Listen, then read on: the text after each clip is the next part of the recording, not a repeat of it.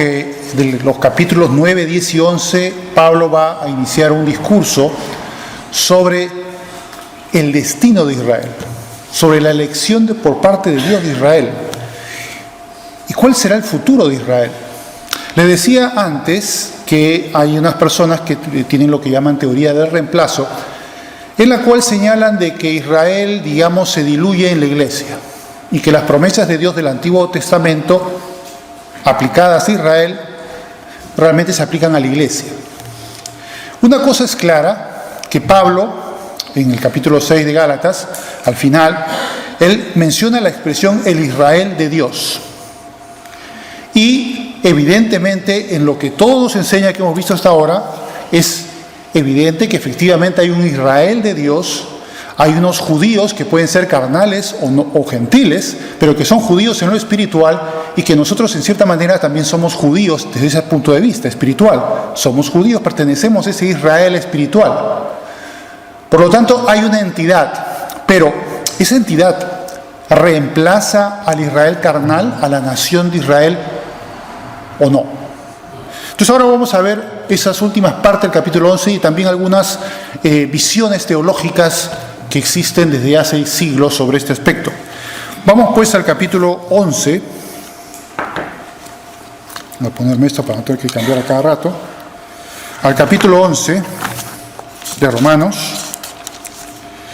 a partir del verso 25. Vamos a rápidamente leer la parte final y luego hacer un análisis más pormenorizado de los dos primeros versos. Dice el 25: porque no quiero, hermanos, que ignoréis este misterio, esta nueva revelación por parte de Dios, para que no seáis arrogantes en cuanto a vosotros mismos, que ha acontecido a Israel endurecimiento en parte, hasta que haya entrado la plenitud de los gentiles. Y luego todo Israel será salvo. Como está escrito, vendrá de Sión el libertador que apartará de Jacob la impiedad, es Jesucristo por supuesto, y este será mi pacto con ellos cuando yo quite sus pecados.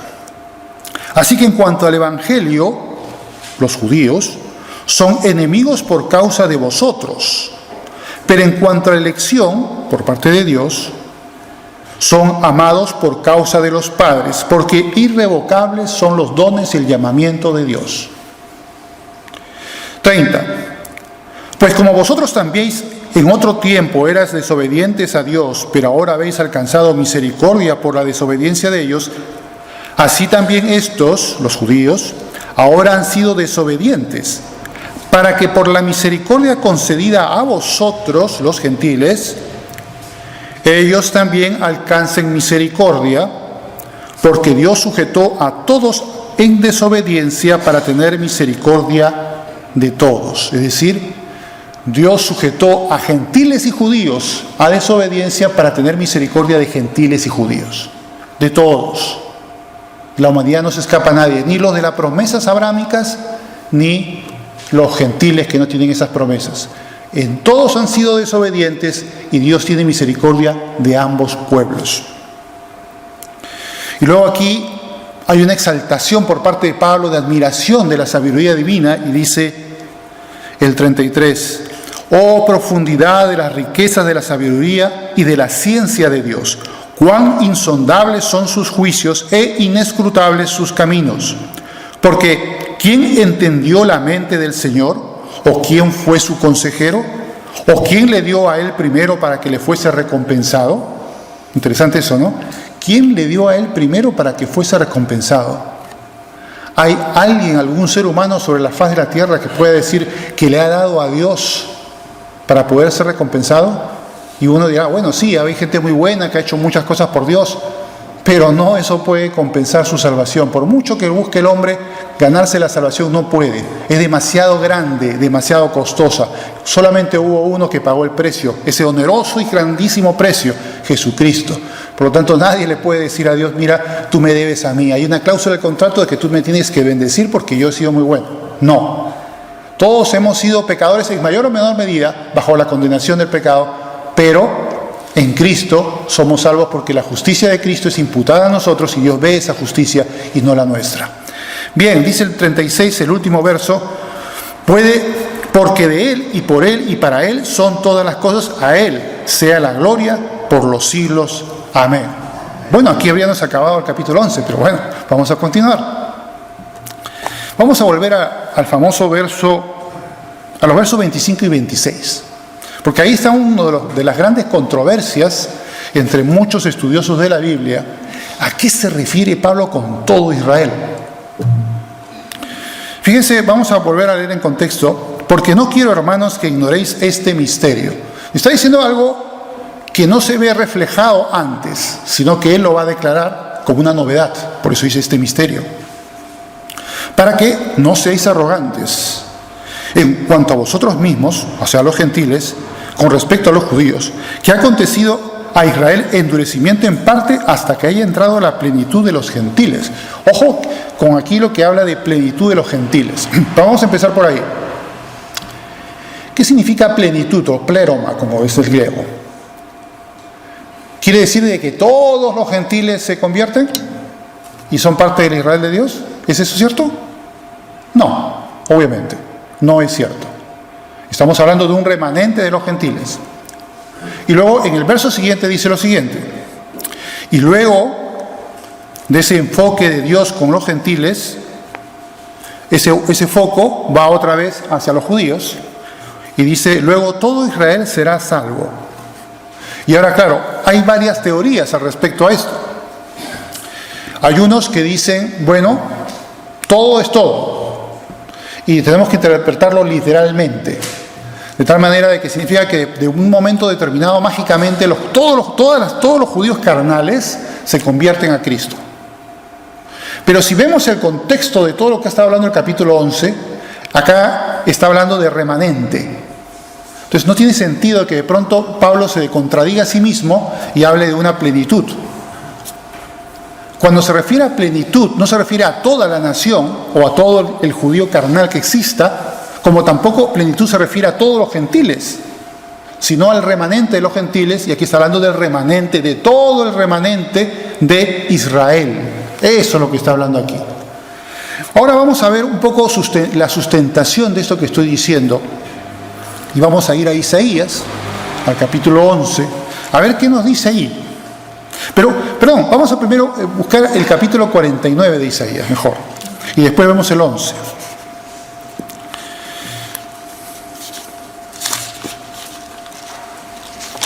...49 de Isaías... es un verso que ya lo vimos antes, el verso 6. Y vamos a ver si habla de todo o remanente. Fíjense que aquí está hablando de una profecía futura. Dice el 6, dice, poco es para mí que tú seas mi siervo para levantar las tribus de Jacob y para que restaures el remanente, no dice la totalidad, el remanente de Israel. También te di por luz de las naciones para que seas mi salvación hasta lo postrero de la tierra. ¿Pero eso significa que todos los seres humanos van a ser salvos?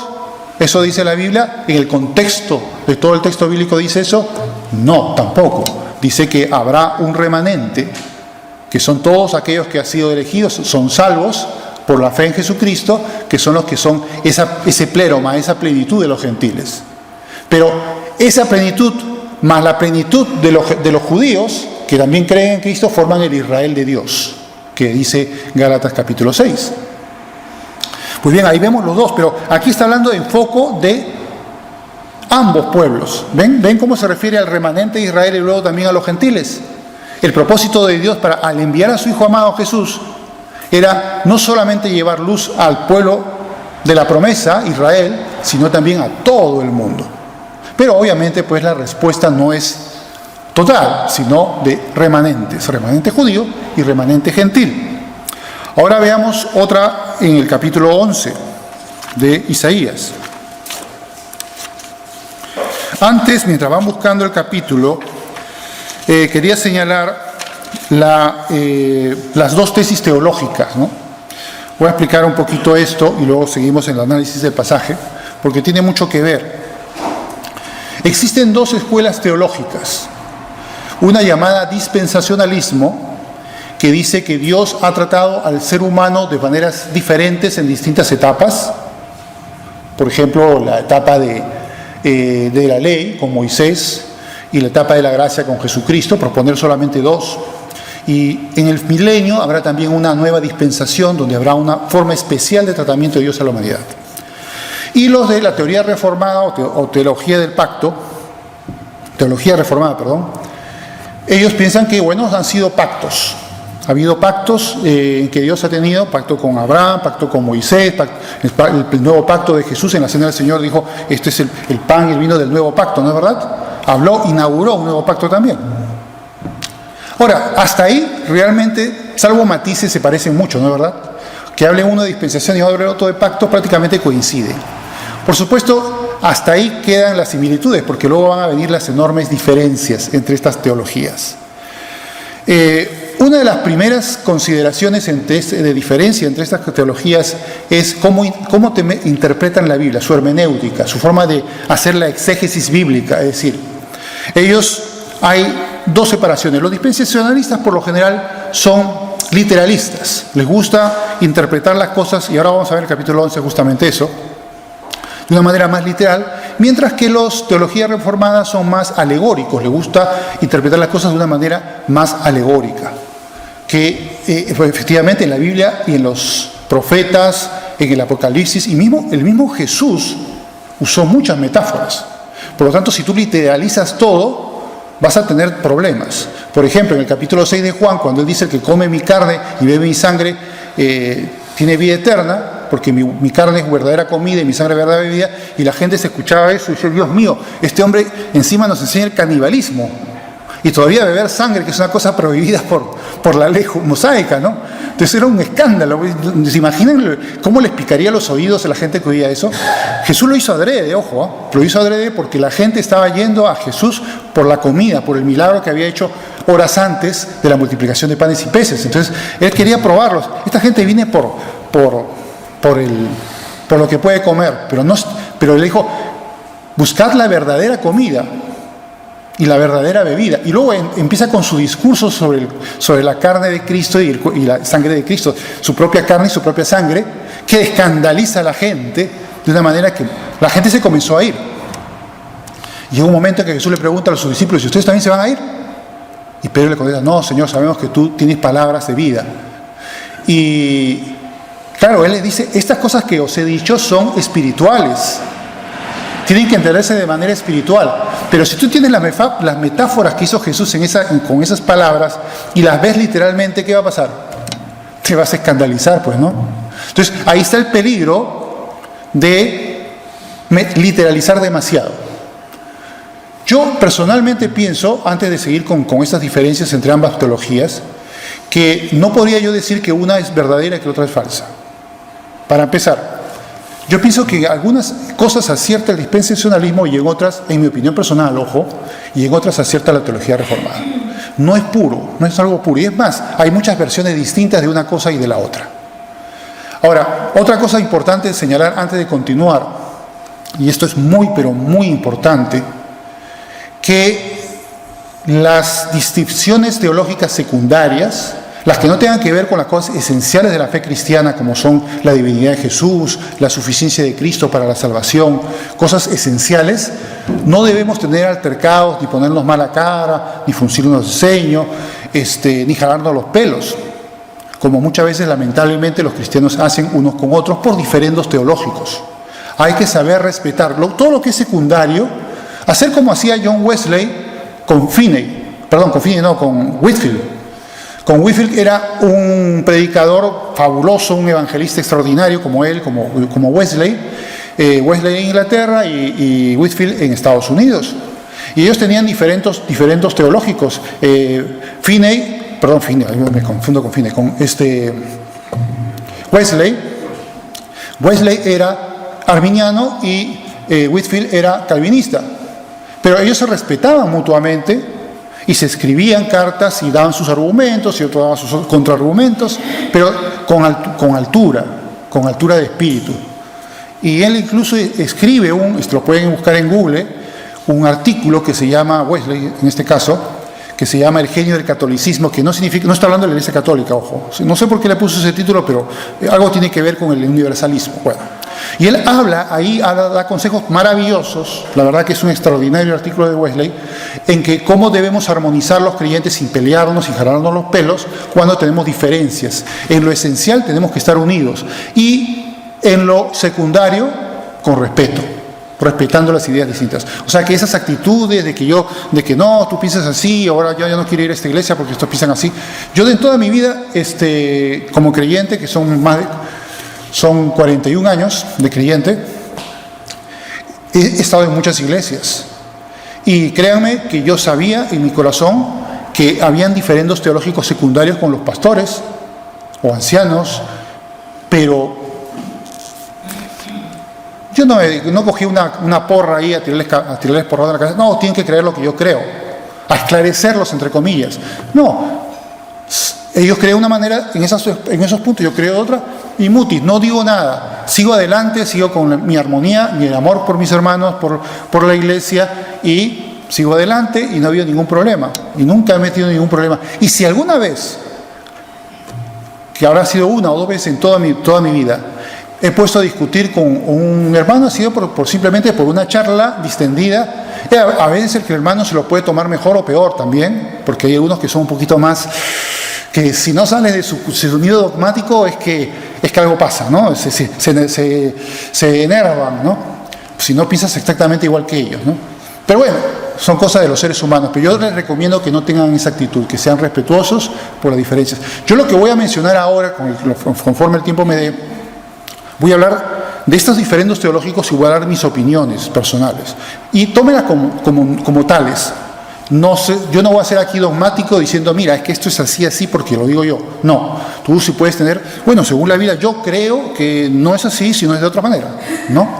Por ejemplo, con los buenos, excelentes que predica sobre Apocalipsis de nuestro hermano Juan Ignacio, hablaba, por ejemplo, del caso de la ciudad de Babilonia. ¿A qué se refería Apocalipsis de Babilonia? Y hay varias tesis, ¿no, verdad? Hay varias teorías. Uno dice que es Roma, otro dice que es Jerusalén, otro dice que es Babilonia, la misma ciudad, incluso hasta Nueva York también, que en la época actual tendría mucho sentido, pero bueno, son distintas teorías, ¿no? Que puede uno estar acertado o equivocado, pero digamos que no son tan fáciles de discernir. Esta controversia no es como la de Calvino-Arminiana, que tiene una solución la controversia de Calvino, porque simplemente reconocer que abarcan perspectivas distintas, una la divina, la de Calvino, y una la humana, la de Arminio, y así se entiende y se soluciona esa controversia. Las controversias escatológicas son mucho más difíciles. ¿Por qué? Porque entre ellas media un libro que se llama Apocalipsis, que vamos a ver que es un libro complicado, que tiene muchas cosas que podemos llegar a entender y otras que son más difíciles de discernir si se trata de literal o simbólico. Como el otro día le decía en los miércoles, por ejemplo, en el caso habla de una ciudad que fue en un terremoto y murieron 7,000 personas. Yo le diría a algún hermano, a ver, dime si eso es alegórico o es literal. Y si tú dices que es literal, demuéstramelo. Y si tú dices que es alegórico, demuéstramelo. Yo te voy a decir que ninguno de los dos va a poder demostrármelo. ¿Por qué? Porque son cosas que están ahí en el misterio y debemos aceptarlas como el misterio. Podemos especular todo lo que queramos, pero al final lo único que vamos a hacer es llegar a un callejón sin salida. Hay cosas que sí se hablan con toda claridad en la Biblia y otras que son más oscuras, y hay que reconocerlo simplemente. Por supuesto que hay gente que no se sienten conformes con eso y quieren dar su propia idea de lo que es y incluso enseñarla dogmáticamente como que sí, eso es así porque lo dice. Bueno, no vamos a llegar a eso. Otra de las cosas interesantes de la controversia entre los dispensacionalistas y la teología reformada, aparte de la literalidad o la alegoridad, es el futurismo y el preterismo. Futurismo significa cuando tú interpretas que una parte de la Escritura se refiere al futuro, y el preterismo que ya sucedió en el pasado, o que incluso está sucediendo en el presente. Eso es preterismo. Entonces, por lo general los dispensacionalistas son muy futuristas y los teología reformada son muy preteristas, ¿no? Que todo lo ven como que ya fue. Y ahí, digamos que en relación al Apocalipsis, que es un libro que trae una complejidad escatológica que si no estuviera el libro de Apocalipsis, todos seríamos amilenialistas. Ya ahora veremos sobre ese tema.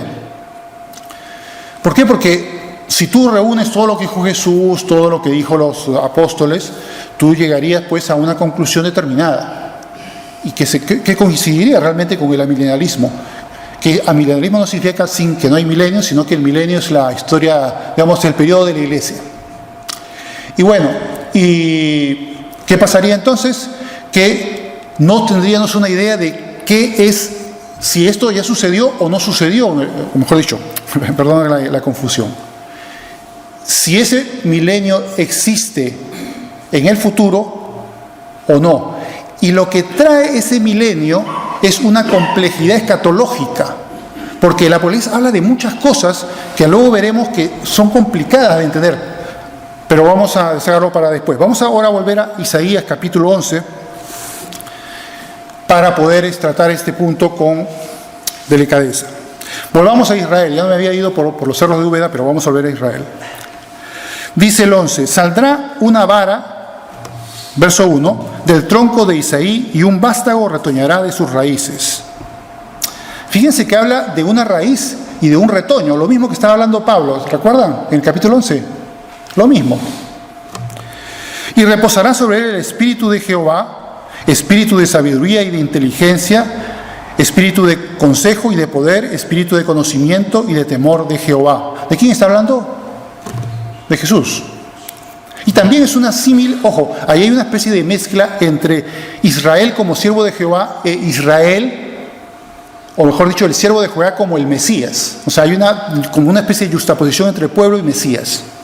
Bien, continuemos en el 3, dice: y le hará entender diligente en el temor de Jehová, no juzgará según la vista de sus ojos, ni arguirá por lo que oigan sus oídos, sino que juzgará con justicia a los pobres, y erguirá con equidad por los mansos de la tierra, y herirá la tierra con la vara de su boca, y con el espíritu de sus labios matará al impío. El Apocalipsis también dice eso. Y será la justicia cinto de sus lomos y la fidelidad ceñidor de su cintura. Ahora viene una parte metafórica, miren lo que dice. Ahora, algunos lo interpretan, los dispensacionalistas van a interpretarlo eso de manera literal y los teología reformada de manera figurativa. Ahora vamos a ver quién de los dos puede tener razón. Ojo, no voy a ser concluyente porque con respeto a todos los que puedan creer de una manera o de otra. Mira, el 6 dice, miren lo que dice: morará el lobo con el cordero, y el leopardo con el cabrito se acostará. El becerro y el león y la bestia doméstica, andarán juntos, y un niño las pastoreará. La vaca y la osa pasarán, sus crías se echarán juntas, y el león como buey comerá paja. Y el niño de pecho jugará sobre la cueva del áspid, y el recién destetado extenderá su mano sobre la caverna de la víbora. No harán mal ni dañarán en todo mi santo monte, porque la tierra será llena del conocimiento de Jehová, como las aguas cubren el mar. Y me pregunto, ¿será que Isaías en este momento está dando una profecía sobre aspectos biológicos y ecológicos del futuro? Es que de pronto el profeta Isaías se ha dedicado a temas un poquito apartados que no tienen que ver con lo espiritual, incluso podrían decirlo, de la política de las naciones de su época y del futuro. Parece un poco raro, ¿no? ¿O es que esto es una alegoría realmente?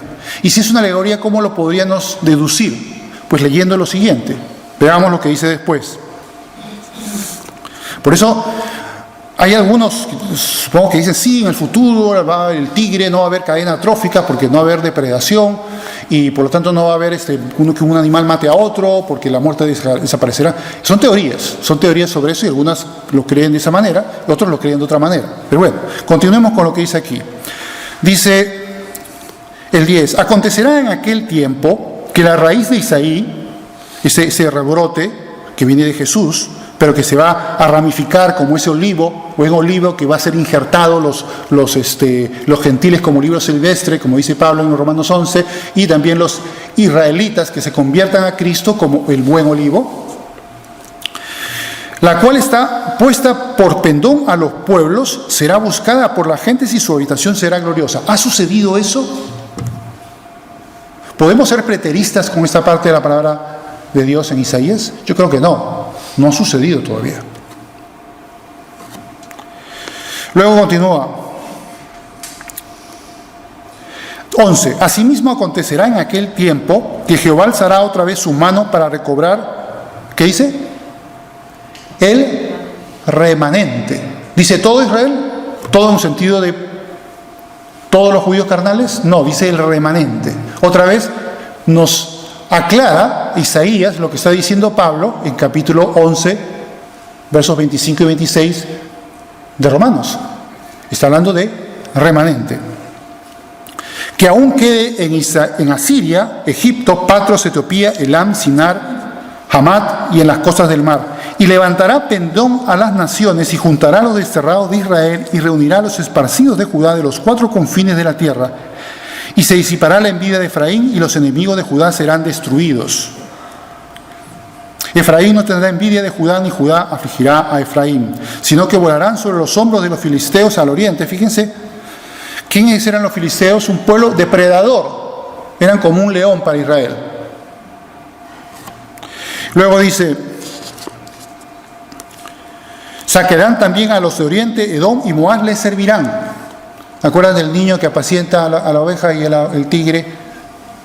¿No? Con su varita.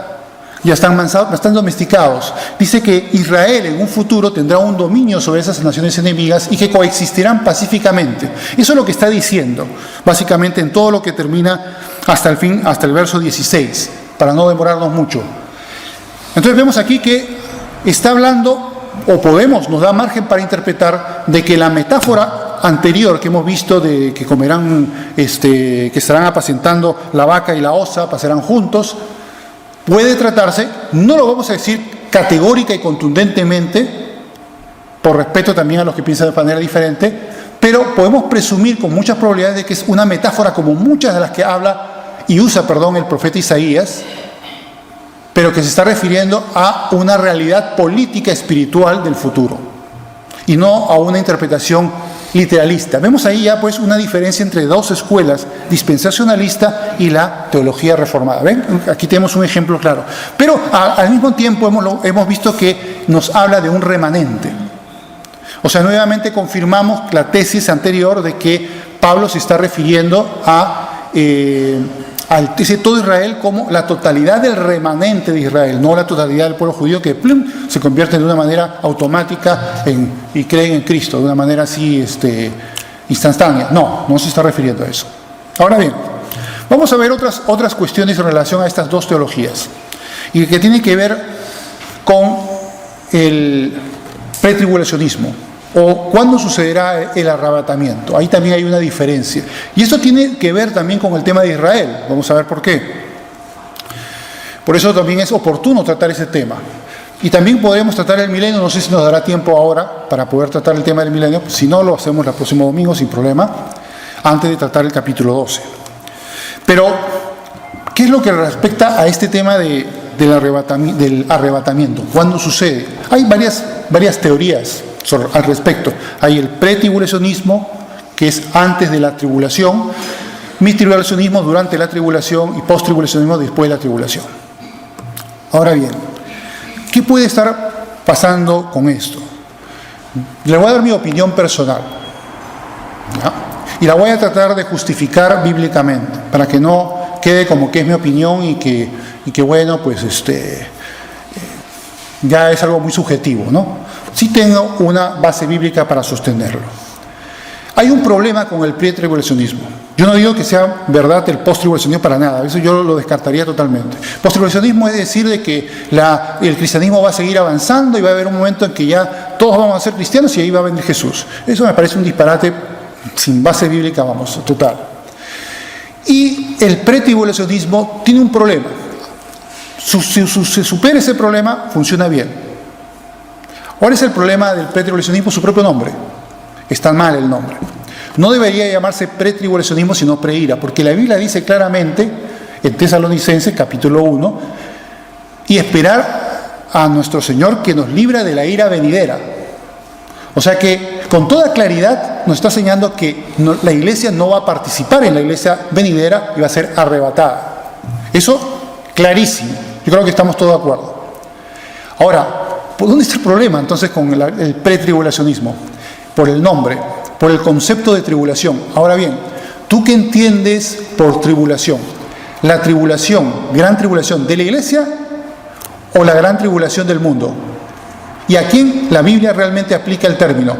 ¿La Biblia realmente aplica el término a la tribulación de la iglesia o aplica el término a la tribulación del mundo?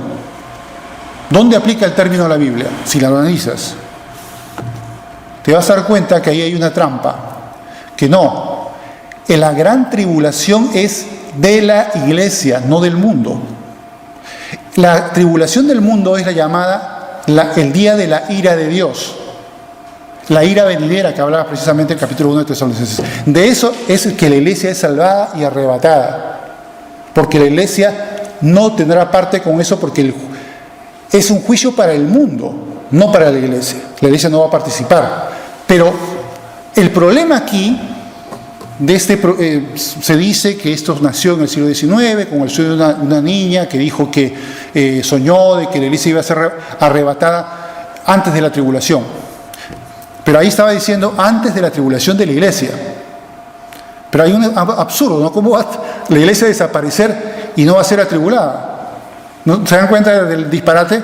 Y John Darby pues apoyó eso, también apareció en la Biblia de Scofield, que son vamos a ver, los difusores del dispensacionalismo. Pero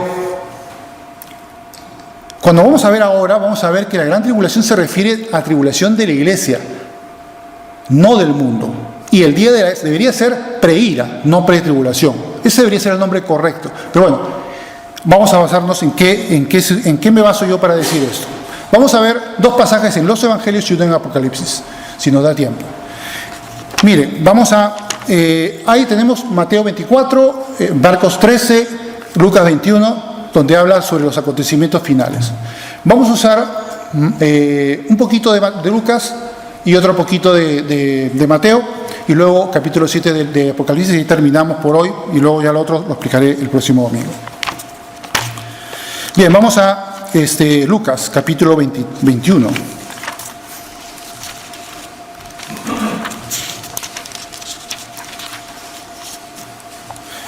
Vamos a ver del verso 21.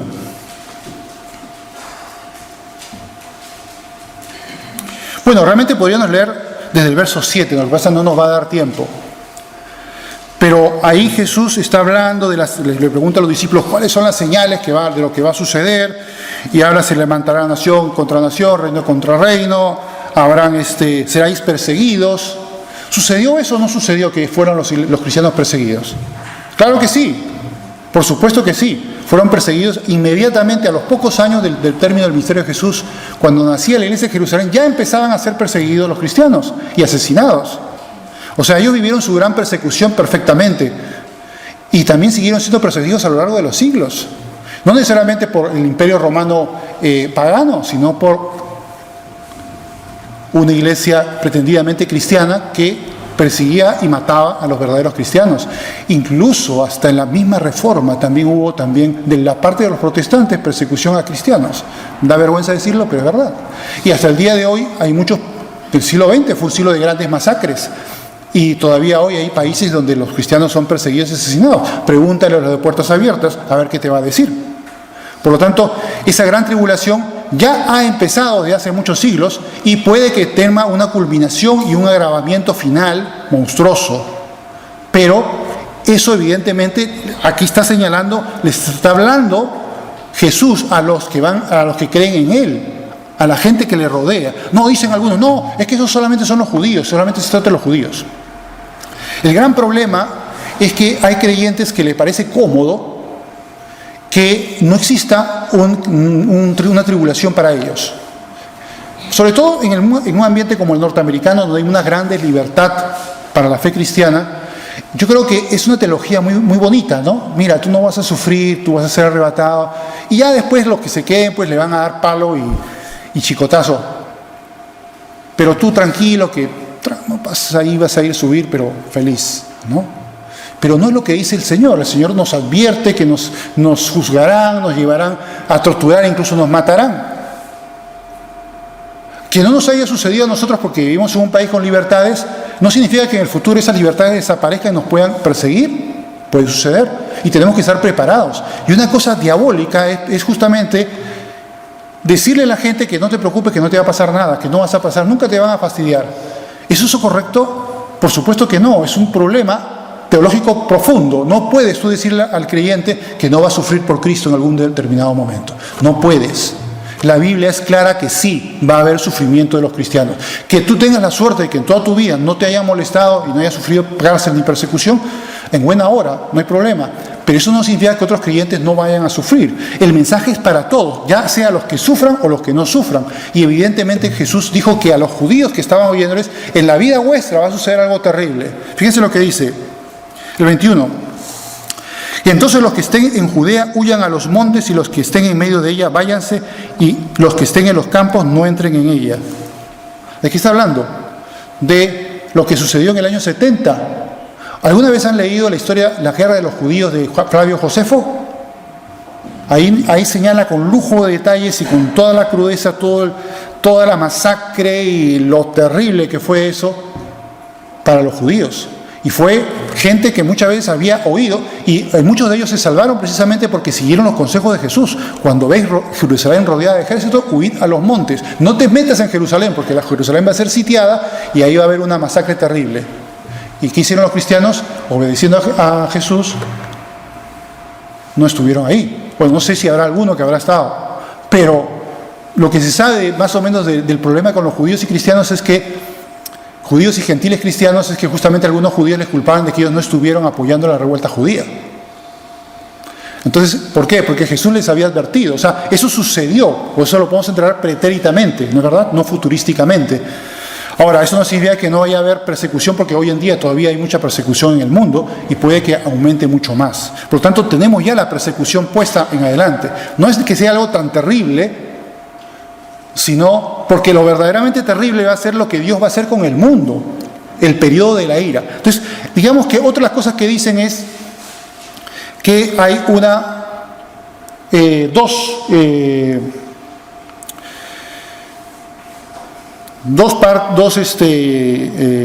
desenlaces, ¿no? Bueno, ya se me fue el pensamiento. Bien, tenemos entonces pues que hay una tribulación que va a ser del mundo, y algunos dicen, bueno, ¿en qué momento se va a dar? Se va a dar en el momento en que Cristo venga en una venida, o es que Cristo viene en dos venidas. Es otra de las diferencias. ¿Hay una venida o son dos venidas? ¿Qué dice la Biblia? Hay una sola venida. Dicen, por eso hablan del rapto secreto. Pero cuando tú lees la Biblia te vas a dar cuenta que no existe ese rapto secreto, sino que va a ser un rapto en la propia segunda venida de Cristo, pero que el desenlace de los acontecimientos de esa segunda venida de Cristo no son de un día ni de un mes, sino pueden ser de varios meses o incluso algunos años. Es como cuando hacen un desalojo. Viene la policía y hay todo un barullo, ¿no es verdad? Es todo un proceso. Ahora, lo que yo les estoy diciendo, si les escandaliza un poco, recuerden que no lo estoy diciendo de manera dogmática, se lo estoy diciendo mi opinión personal. Ojo, por si acaso, no estén tranquilizados, es mi opinión personal. Que tú crees de una manera diferente, no te preocupes, no te voy a mirar mal, ni tú me mires mal a mí. Solamente estoy dando mi opinión personal y quiero fundamentarla sobre lo que viene. Entonces vemos que no es que de pronto desaparecen y la gente se queda pensando, ¿qué pasó? Y luego hay convertidos que luego sufren martirio, y esos son los que van a sufrir que les corten la cabeza, pero los otros van a irse tranquilos. No está diciendo eso. Si analizamos luego lo que dice los evangelios, vamos en este caso a Mateo 24, y con eso ya termino porque no va a dar tiempo para más. Dice que hay todo un proceso de persecución, y luego habla de una ruptura, un punto que la profecía del Antiguo Testamento, lo que dijo Jesús y lo que dice Apocalipsis, se cumple. Me gustaría tratarlo con más tiempo, pero parece que no me va a dar tiempo. Pero bueno, dice aquí el 29, Mateo 24, 29, dice, e inmediatamente después de la tribulación de aquellos días, ya, ¡pum!, aquí te lo sentenció. Inmediatamente, ¿qué dice? Después. no dice antes de la tribulación de aquellos días, no, dice después. O sea, está en término pasado, no está en término futuro. O sea que primero es la tribulación de la iglesia y luego viene la ira de Dios. Dios retira a su iglesia para salvarla de la ira, y ahí es donde viene todo el tema de Apocalipsis. En Apocalipsis capítulo 6, cuando habla del sexto sello, va a haber a una serie de gentes, de multitudes que han salido de la gran tribulación. Bueno, eso lo dice el capítulo 7, perdón. Y justamente el capítulo 7 habla de los 144.000 judíos sellados.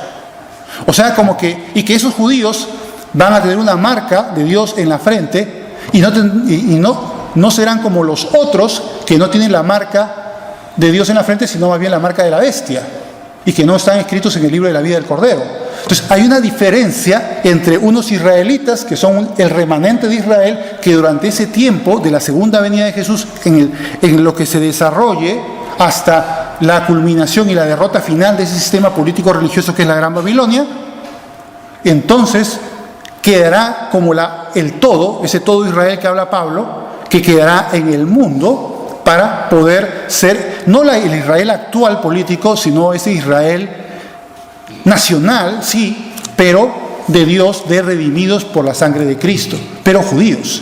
Y ahí es cuando se cumplen las profecías en que irán hacia ellos, como dice Isaías, ¿no? Que será un faro de luz en el reino de Jesucristo, reino milenial. Ahora, el tema del milenio también es un tema con su controversia, pero eso ya lo veremos el próximo domingo. Bien, lamentablemente no he podido terminar plenamente esta última parte, pero ya lo veremos en el próximo domingo. Oremos.